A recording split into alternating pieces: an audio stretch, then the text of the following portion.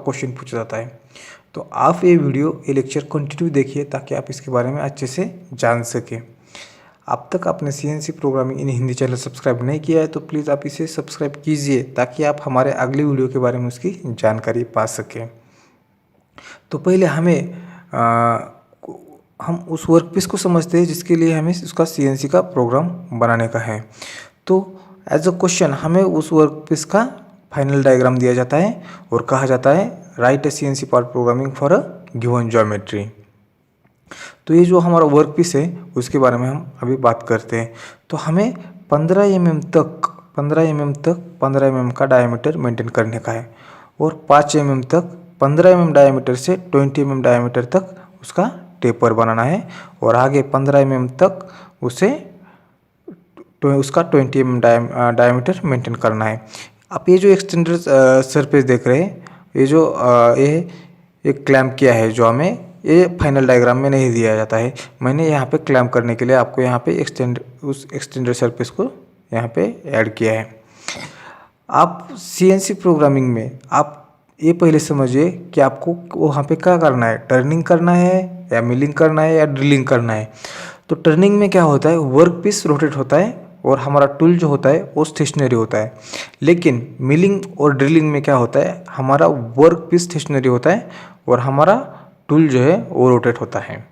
तो ये डिफरेंस है मिलिंग और टर्निंग में का। तो अब हम देखते हैं आगे difference between absolute programming mode और इंक्रीमेंटल प्रोग्रामिंग मोड। तो हमने यहाँ पे एब्सोल्यूट प्रोग्रामिंग मोड के लिए अलग से प्रोग्राम बनाया है और इंक्रीमेंटल प्रोग्रामिंग के लिए अलग से उसका प्रोग्राम बनाया है। आप दोनों में से कोई भी एक मेथड फॉलो कर सकते हैं। तो चलिए पहले हम अपना एब्सोल्यूट प्रोग्रामिंग मोड सीखते हैं। एब्सोल्यूट मोड में प्रोग्राम बनाने के लिए हमें प्रोग्राम में G90 कोड यूज़ करना पड़ता है, जैसे कि हमने इस प्रोग्राम में G90 कोड यूज़ किया है। और इंक्रीमेंटल मोड में हमें G90 के बदले G91 कोड यूज़ करना पड़ता है। तो ये एक डिफरेंस है एब्सोल्यूट मोड में और इंक्रीमेंटल मोड में। जो हमें फाइनल वर्क पीस दिया जाता है उस वर्क पीस के लिए कार्टेशियन कोऑर्डिनेट सिस्टम यूज़ करके एब्सोल्यूट मोड के हिसाब से उसके कोऑर्डिनेट कैलकुलेट करने पड़ते हैं। तो वो कोऑर्डिनेट कैसे कैलकुलेट करते हैं वो मैं आपको बता देता हूँ। उससे पहले उस वर्क पीस के लिए उसका रॉ मटेरियल होगा 20 mm डायमीटर का एक सर्कुलर बार।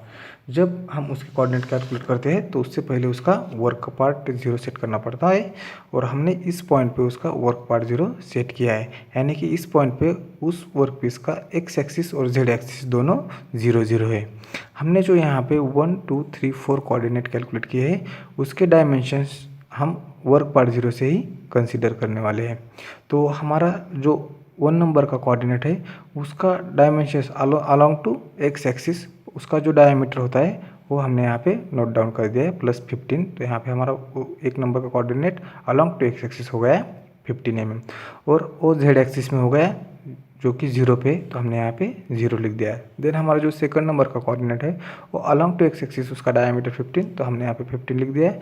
लेकिन वो z एक्सिस में -15 पे, तो हमने यहाँ पे -15 लिख दिया है। देन जो हमारा थर्ड नंबर का कोऑर्डिनेट है वो अलॉन्ग टू x एक्सिस उसका डायमीटर +20, तो हमने यहाँ पे +20 लिख दिया है। और वो z एक्सिस में 15 + 5 तो -20, तो हमने यहाँ पे -20 लिख दिया है। देन हमारा आखिरी फोर्थ नंबर का कोऑर्डिनेट जो है वो x एक्सिस में +20 पे, तो हमने यहाँ पे +20 लिख दिया है। और वो z एक्सिस में 15 + 5 20 20 + 15 35, तो वो -35 पे हो गया। तो ये हो गया हमारे वर्क पीस के कोऑर्डिनेट। तो हमारा वर्क का जो टूल पाथ है, तो हमारा टूल वर्क पार्ट 0 से 1 तक जाएगा। देन 1 से 2, 2 से 3 और 3 से 4 तक मशीनिंग करते हुए जाएगा। तो हम यहाँ पे एक फेसिंग ऑपरेशन परफॉर्म करने वाले, तो वो मैंने प्रोग्राम में ऐड कर दिया है, वो मैं आपको बता देता हूँ। तो ये रहा हमारा एब्सोल्यूट मोड में बना हुआ प्रोग्राम। और आप जो ये डायग्राम देख रहे हैं वो आपको एग्जाम में डायग्राम बनाने की ज़रूरत नहीं है, बस ये डायग्राम आपको ये प्रोग्राम समझने के लिए हमने यहाँ पे बनाया है। तो हमारा पहला जो डायग्राम है उसमें हमने एक उस वर्क पीस के लिए रॉ मटेरियल दिखाया है जो कि 20 mm का सर्कुलर बार है। और यहाँ पे सेकंड और थर्ड डायग्राम जो कि दोनों भी एक ही है, लेकिन वो प्रोग्राम के हिसाब से वो स्टेप बाय स्टेप हमने यहाँ पे बनाया है। देन आखिर में उसका फाइनल वर्क पीस जैसे दिखेगा उसका हमने वो डायग्राम यहाँ पे बनाया है। तो सेकंड नंबर के डायग्राम में आपको यहाँ पे टूल दिखाई दे रहा है जो कि मशीन पार्ट 0 यानी कि उसके रेफरेंस पोजीशन पे। तो हम उस मशीन पार्ट 0 से हमने जो पहला पॉइंट डिफाइन किया है वहाँ तक हम उसे रैपिडली ट्रैवल करने को कह रहे हैं। देन हमने यहाँ पे एक एक्स्ट्रा कट ले लिया है क्योंकि हम ये मानते हैं कि अगर फेसिंग का सरफेस रफ है तो उसे टूल डैश नहीं मारे, वो मटेरियल रिमूव करते हुए जाए, इसलिए हमने यहाँ पे मटेरियल रिमूव करते हुए गए हैं। देन हम उसको मशीन पार्ट 0 पे लेके आए और वहाँ पे फिनिशिंग फेसिंग कट मार दिया है और यहाँ पे फिनिशिंग फेसिंग कट हमने ले लिया है। देन हमारा जो पहला कोऑर्डिनेट हमने कैलकुलेट किया है उस कोऑर्डिनेट पे आके हमने सेकंड नंबर के कोऑर्डिनेट तक टूल का ट्रैवल किया है, यानी कि हमने वो टूल पाथ डिफाइन किया है। आपको जो एक ग्रीन कलर में पोर्शन दिखाई दे रहा है वो एक्चुअल में वो वहाँ तक का मटेरियल रिमूव हो चुका है। देन इसी सेकंड नंबर डायग्राम को हमने थर्ड नंबर के डायग्राम में एक ही है, बस हमने वो स्टेप बाय स्टेप आपको यहाँ पे बताया है। तो थर्ड नंबर के डायग्राम में दिखाई दे रहा है कि हमने यहाँ पे एक टेपर दे दिया है और जो उसका 20 mm का डायमीटर है वो यहाँ तक मेंटेन किया है। और जब जैसे हमारे मशीनिंग ऑपरेशन ख़त्म होता है तो हमने टूल यहाँ से उसके रेफरेंस पोजीशन पे यानी वर्क मशीन पार्ट 0 पे हम उसे लेके गए हैं। तो बस यही मीनिंग है चार डायग्राम का। ये आपको मैं अगेन प्रोग्राम वाइज आपको एक बार रिवाइज कर दूंगा। तो हमारे प्रोग्राम का नंबर है O10007 और आप जो ये नंबर का सीक्वेंस देख रहे हैं वो हर एक ब्लॉक का नंबर है। तो हमारा पहला ब्लॉक है N010 जिसमें हमने कोड यूज़ किए हैं G00, G71, G54, G90, G94 और EOB का मतलब होता है end of block.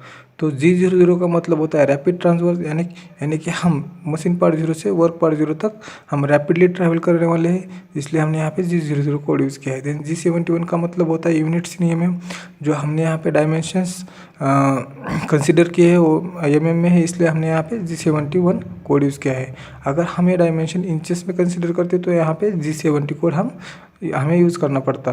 Then G54 तो वर्क पार्ट 0 यानी कि मशीन वो 0 ऑफसेट के लिए होता है।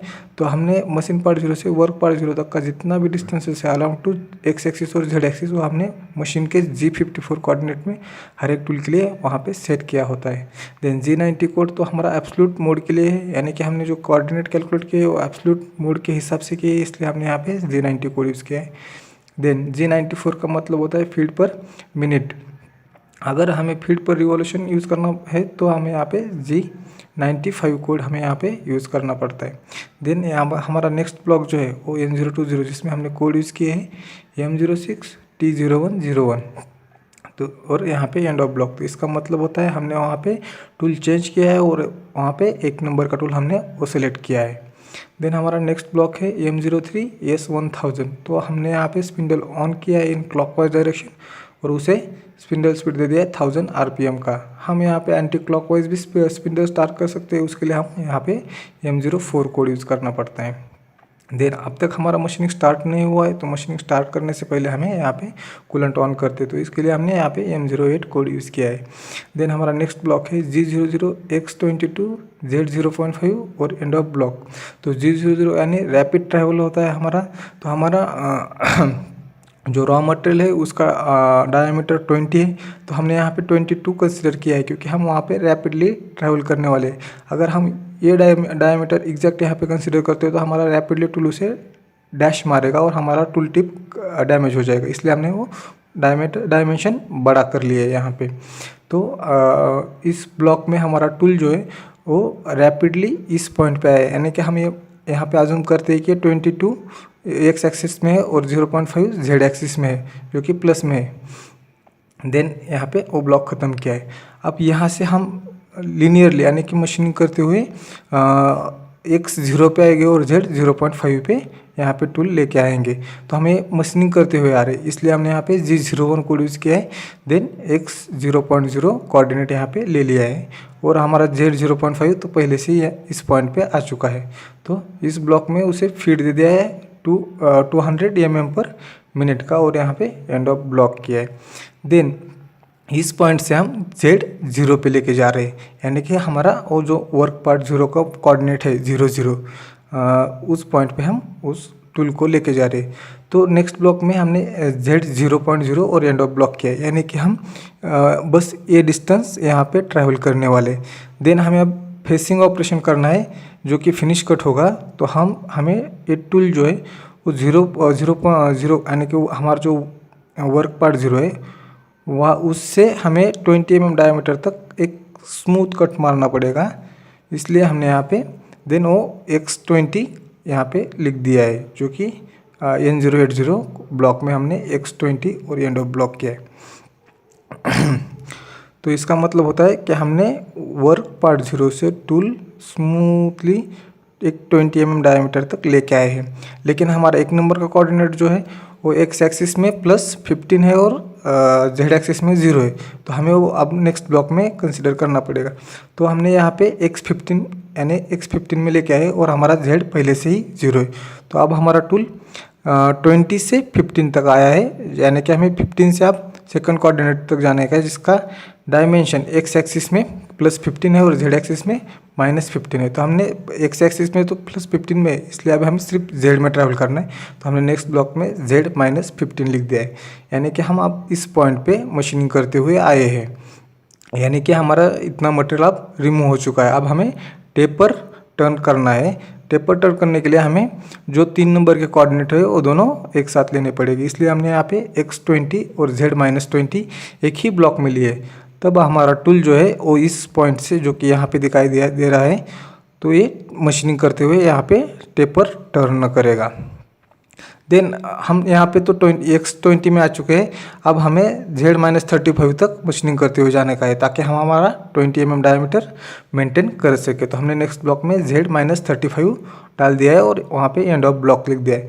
तो हमारा टूल जो है वो ये पाथ फॉलो करेगा, यानी कि हमारा जो 20 mm का डायमीटर है वो मेंटेन करेगा। देन हम इस 20 mm डायमीटर से जब हमें 35 टोटल लेंथ मिल जाएगा, तब हमारा मशीनिंग ख़त्म हो चुका होगा और अब हमें मशीनिंग करने की ज़रूरत नहीं, क्योंकि हमें ये फाइनल शेप यहाँ पे उसका ऑब्टेन हो गया है।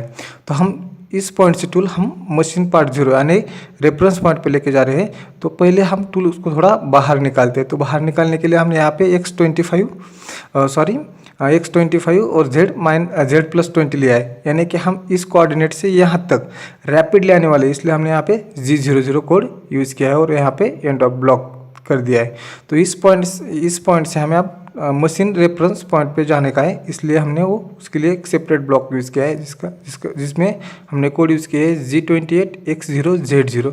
तो हमारा टूल जो है वो इस पॉइंट से मशीन पार्ट 0 पे, यानी कि उसके रेफरेंस पोजीशन पे, होम पोजीशन पे चला जाएगा। अब हमारा पूरा मशीनिंग ऑपरेशन खत्म हुआ है, तो हमें अभी जो हमने कूलेंट ऑन किया था उस कूलेंट को ऑफ करना है, इसलिए हमने यहाँ पे M0 कोड यूज़ किया है और ब्लॉक ख़त्म कर दिया है। देन ये प्रोग्राम ख़त्म हुआ, इसलिए हमें यहाँ पे नेक्स्ट ब्लॉक में M30 और M02 इन दोनों में से कोई भी एक कोड यहाँ पे यूज़ करना पड़ेगा और उस ब्लॉक को यहाँ पे ख़त्म करना पड़ेगा। तो हमने नेक्स्ट ब्लॉक में वही कोड यहाँ पे डाल दिए है। तो ये हो गया हमारा कंप्लीट एब्सोल्यूट प्रोग्रामिंग। और अब हम इंक्रीमेंटल मोड में चले जाते हैं। तो चलिए देखते हैं इंक्रीमेंटल प्रोग्रामिंग।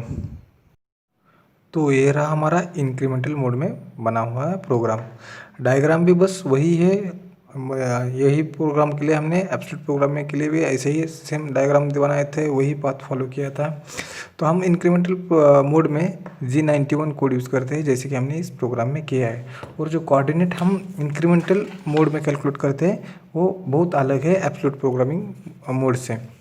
जैसे कि हम एब्सोल्यूट प्रोग्रामिंग मोड में जो हमने 1 2 3 4 कोऑर्डिनेट कैलकुलेट किए थे वो वर्क पार्ट 0 से कैलकुलेट किए थे, लेकिन हम इंक्रीमेंटल प्रोग्रामिंग मोड में हर एक कोऑर्डिनेट प्रीवियस कोऑर्डिनेट पे डिपेंड रहता है, वो प्रीवियस कोऑर्डिनेट से मेजर करते हैं।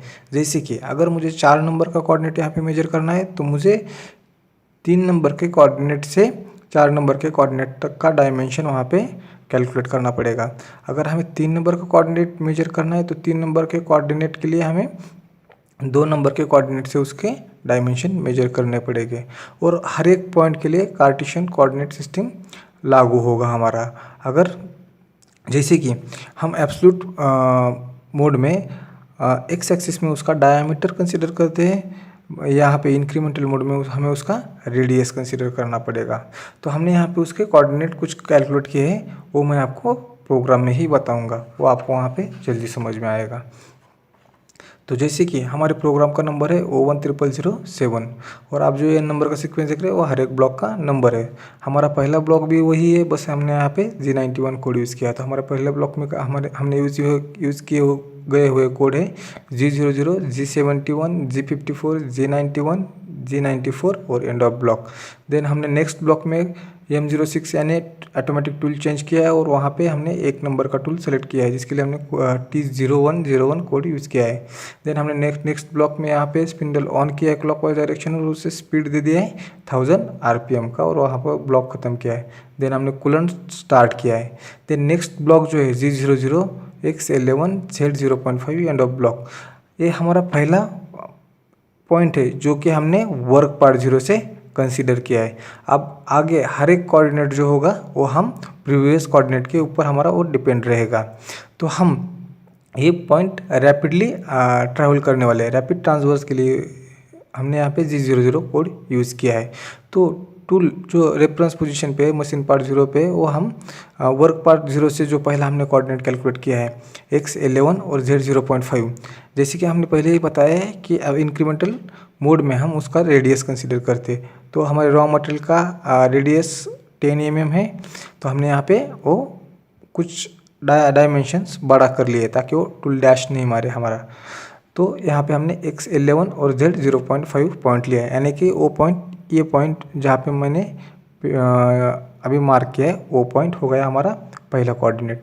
अब हम ये पाथ फॉलो कर रहे हैं ताकि हमें ये रफ मटेरियल रिमूव करना होगा अगर वहाँ पे रफ मटेरियल अवेलेबल होगा तो इसके लिए हमने यहाँ पे स्मूथ, यानी कि हम G01 में लीनियरली यह पे पार्ट मशीनिंग करते हुए आएंगे। तो ये हो गया हमारा पाथ। तो हमें इस पॉइंट पे आना है तो हम उसका डायमेंशन इस पॉइंट से एज पर कार्टेशियन कोऑर्डिनेट सिस्टम से यूज़ करेंगे। तो अब हमारे पाथ जो हो गया वो माइनस में चला जाएगा जो कि हम x में ट्रैवल कर रहे हैं। तो हमें अब हम X11 पे है तो हमें ये डायमेंशन माइनस में लेना पड़ेगा। तो x हमने यहाँ पे -11 लिया है जो कि हम लीनियरली जाने वाले, इसलिए हमने यहाँ पे G01 कोड यूज़ किया है और उसे फिर दे दिया है 200 mm/min का। देन अब हमें इस पॉइंट से वर्क पार्ट 0 तक आगे जाने का है। तो इस पॉइंट के वर्क पार्ट 0 में का डिस्टेंस है Z में 0.5। तो हमें एज पर कार्टेशियन कोऑर्डिनेट सिस्टम ये पाथ जो है हमारा वो निगेटिव में चला जाएगा, इसलिए हमने यहाँ पे -0.5 ब्लॉक डाल दिया है और वहाँ वो ब्लॉक ख़त्म किया है। देन हमें स्मूथ फेसिंग कट करना है, फेसिंग ऑपरेशन करना है। तो हमें इसका जो डायमीटर 20 है तो उसका रेडियस कंसीडर करना पड़ेगा, लेकिन हम रेडियस से कुछ डायमेंशन प्लस में ले रहे हैं फेसिंग ऑपरेशन करने के लिए। तो हमने यहाँ पे X11 ब्लॉक डाल दिया है, यानी कि हम अब प्लस या एज पर कार्टेशियन कोऑर्डिनेट सिस्टम से ही लिया है। अब ये पाथ हमारा तो प्लस में जाएगा, इसलिए हमने यहाँ पे X11 डाल दिया है। देन हमें एक नंबर के कोऑर्डिनेट तक आना है। तो अब हम यहाँ पर हमारा जो लोकेशन है इस टूल के टिप का तो X11 है और हमारा एक नंबर का कोऑर्डिनेट जो है वो उसका रेडियस है 7.5, यानी कि टोटल डायमीटर उसका 15 mm का है। तो हमें रेडियस उसका कितना हुआ तो 7.5 हो गया। तो हम 11 में से 7.5 माइनस कर देंगे, यानी कि रिमेनिंग 3.5 जो है वो एज पर कार्टेशियन कोऑर्डिनेट सिस्टम से हमें निगेटिव जाना पड़ेगा। तो हमने यहाँ पे x - 3.5 लिख दिया है। तो अब हमारा टूल जो है वो एक नंबर की कोऑर्डिनेट पे आ गया है। अब हमें 2 नंबर के कोऑर्डिनेट की ओर जाना है, तो हम 2 नंबर के कोऑर्डिनेट के लिए 1 नंबर के कोऑर्डिनेट से उसका डायमेंशन मेजर करेंगे। तो हमारा 1 नंबर के कोऑर्डिनेट यानी कि वो जो उसका रेडियस है 7.5 तो अब वहाँ पे है, लेकिन अब हमें Z में ट्रैवल करना है। तो हम Z में ट्रैवल करेंगे। तो Z में इसका डिस्टेंस है -15 यहाँ, इसलिए हमने यहाँ पे Z -15 यूज़ किया है, वो ब्लॉक ख़त्म किया है। अब हमें 2 नंबर के कोऑर्डिनेट से 3 नंबर के कोऑर्डिनेट तक जाना है, यानी कि ये टेपर टर्न करना है। तो 2 नंबर के कोऑर्डिनेट से 3 नंबर के कोऑर्डिनेट का डिस्टेंस तो Z में ये -5 है, लेकिन अब हम 7.5 से और उसका टोटल डायमीटर 20 है, यानी कि उसका रेडियस 10 mm हो गया। तो 7.5 + 2.5 वो 10 हो गया। तो हमने यहाँ पे x प्लस में जाना है एज पर कार्टेशियन कोऑर्डिनेट। सो हमने यहाँ पे x + 2.5 लिख दिया है और x + 2.5 लिख दिया है और Z -5, जैसे कि हमने इस ब्लॉक में वो कोड यूज़ किया और वो ब्लॉक ख़त्म हुआ, यानी कि इस ब्लॉक में हमारा ये टेपर टर्न हो चुका है। देन अब हमें ये जो हमने 20 mm डायमीटर लिया है यानी कि हमने उसका सिर्फ वहाँ पे रेडियस लिया है, तो हमें 20 mm डायमीटर मेंटेन रखने का है। तो हम 3 नंबर के कोऑर्डिनेट से 4 नंबर तक के कोऑर्डिनेट तक जाएंगे और उसके बीच में का डिस्टेंस है A15, तो हमें Z-15 कोड यहाँ पे यूज़ करना पड़ेगा। इसलिए हमने यहाँ पे Z-15 कोड यूज़ किया है और यहाँ ब्लॉक का सिंबल हमने यहाँ पे यूज़ किया है। देन अब हमें जो ज्योमेट्री चाहिए था, वर्क पीस का फाइनल शेप चाहिए था, वो मिल गया है। तो अब हमें इस पॉइंट से टूल जो है वो रेफरेंस पोजीशन पे लेके जाने का है। तो इसके लिए हम टूल को जो है वो वर्क पीस से थोड़ा बाहर निकालेंगे। तो बाहर निकालेंगे हम रैपिडली। इसके लिए हमने यहाँ पे G00 कोड यूज़ किया है और टूल यहाँ से बस कुछ अमाउंट में प्लस में ले रहे हैं। तो यहाँ पे 2.5 ले लिया है अमाउंट और हम इस Z प्लस में ले रहे हैं। तो इसका टोटल लेंथ जो है वो 35 है और हम कुछ बड़ा कर ले रहे हैं डायमेंशन। तो हम यहाँ पे 20 बढ़ा देते हैं, यानी कि हम टोटल जो एज पर कार्टेशियन कोऑर्डिनेट सिस्टम से हम +55 लेके जाते हैं। तो हमने यहाँ पे वो कोड यूज़ किए हैं। तो हम रैपिडली टूल जो है वो बाहर निकाला है, यहाँ पे X 2.5 और Z 55.0 और यहाँ पे ब्लॉक ख़त्म किया है। अब हम उसे रेफरेंस पोजीशन के लिए ब्लॉक यूज़ कर रहे हैं, जिसमें हमने कोड यूज़ किया है G28 X0 Z0 और ब्लॉक ख़त्म किया है।